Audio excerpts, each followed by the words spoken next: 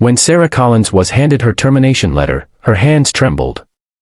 The paper felt heavier than it should have, heavier than the rent she couldn't pay, the grocery list she couldn't afford, and the tears she couldn't shed in front of her son. All she did was help someone. That was her only mistake. She didn't know the stranger she had helped that morning, a quiet man with messy hair and worn-out shoes, was not just anyone. He was Alexander Reed, the elusive billionaire CEO of the company she worked for, disguised as an ordinary customer to observe how his employees treated people. And while everyone else ignored him, Sarah stopped, smiled, and offered kindness she could barely afford to give. Now, sitting in her dimly lit apartment, clutching the letter that ended her only job, Sarah whispered, "How do I tell Ethan I lost it again?" But before she could even figure out how to start over, a black luxury car pulled up outside her window. A man stepped out, the same stranger she helped that morning, holding something that would change her life forever. If this story touched your heart, show your love, like, share, and comment your thoughts. Sarah Collins was 29, a single mom working 2 jobs just to keep her small apartment running.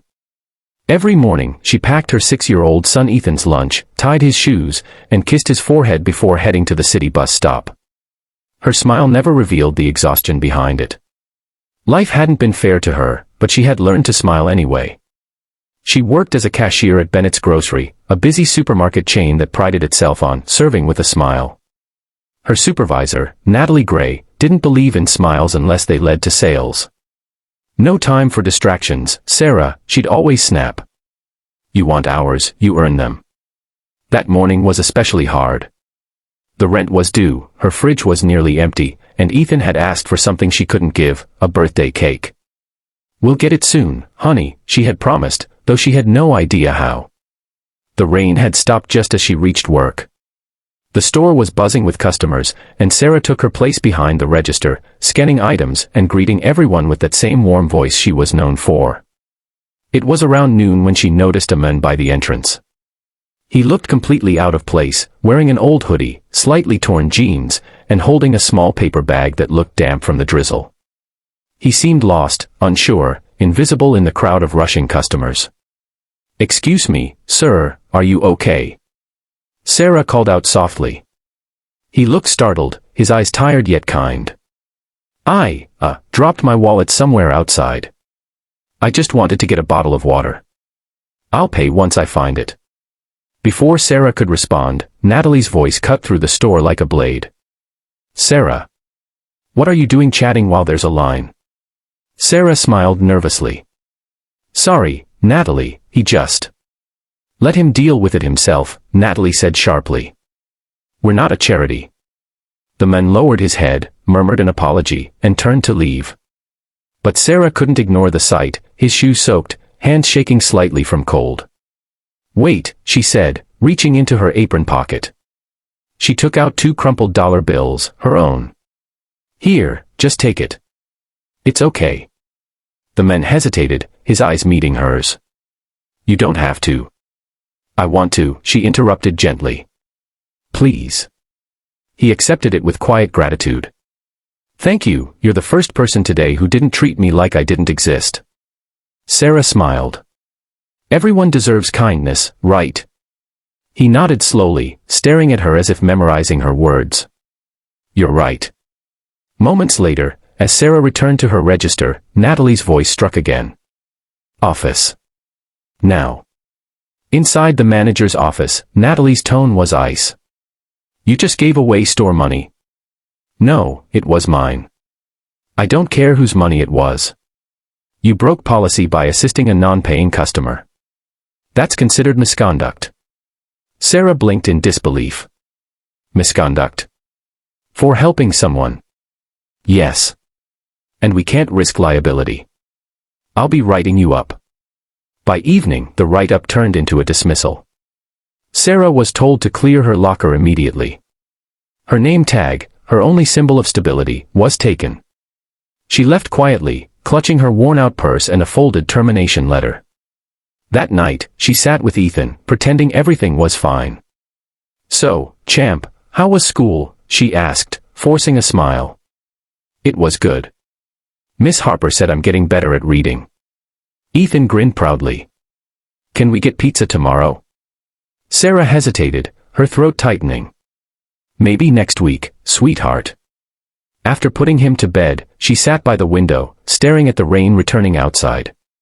Her reflection looked tired, but the kindness in her eyes hadn't faded.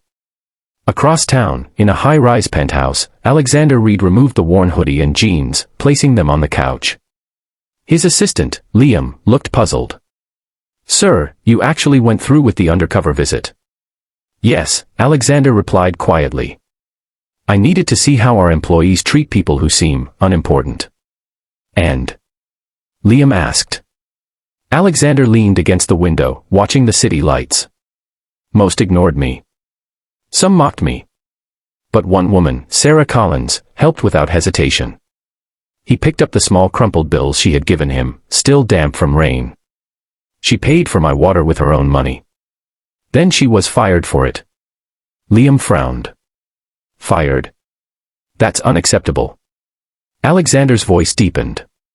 "It's cruel. And it's not how I want this company to be." The next morning, Sarah woke up early, not because she had somewhere to go, but because habit didn't let her rest. She made Ethan breakfast and walked him to school. As she watched him wave goodbye, she whispered to herself, "I'll figure it out. I always do." When she returned home, a sleek black car was parked outside her building. A tall man in a suit stepped out, holding a small envelope. "Miss Sarah Collins?" he asked. "Yes." He smiled faintly. "Mr. Reed would like to see you." She frowned. "Who?" "Alexander Reed, CEO of Bennett's Grocery." Sarah froze. "Is this about my termination?" "Yes," he replied simply. Nervous and confused, she followed the driver downtown to a towering glass building. The same place she used to send invoices to, now she was walking through its marble halls, clutching her purse like a shield. Inside the top-floor office, Alexander stood by the window, dressed sharply but with the same warm eyes she had seen yesterday. "You," she whispered, realization dawning. "You're the man from the store." He nodded. "And you're the only person who treated me with dignity." "I didn't know." "You didn't need to," he said gently. "That's what makes it special." He placed the termination letter on his desk, torn neatly in half. "You didn't deserve this. Natalie's no longer with the company." Sarah's eyes widened. "I wasn't trying to cause trouble." "You didn't," he interrupted kindly. "You reminded me what our company lost, humanity." He walked to a cabinet and pulled out a folder. "I want you to lead our new community outreach program. It's designed to help struggling families. You'll have flexible hours, a full salary, and benefits for you and your son." Tears welled in Sarah's eyes. "You're offering me a new job." He smiled softly. "I'm offering you a chance to do what you already do best, help people." For the first time in months, Sarah's shoulders relaxed. I don't know what to say." "Say you'll accept," Alexander said. "Because the world needs more people like you." Sarah nodded, tears streaming freely. "Then yes. I accept."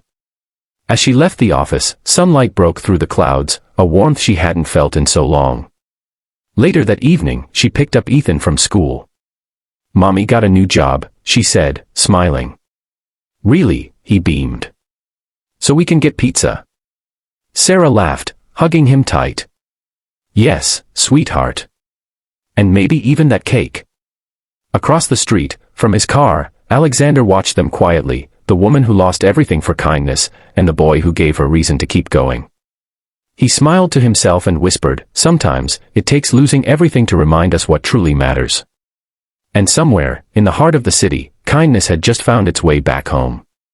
Kindness costs nothing, but it changes everything.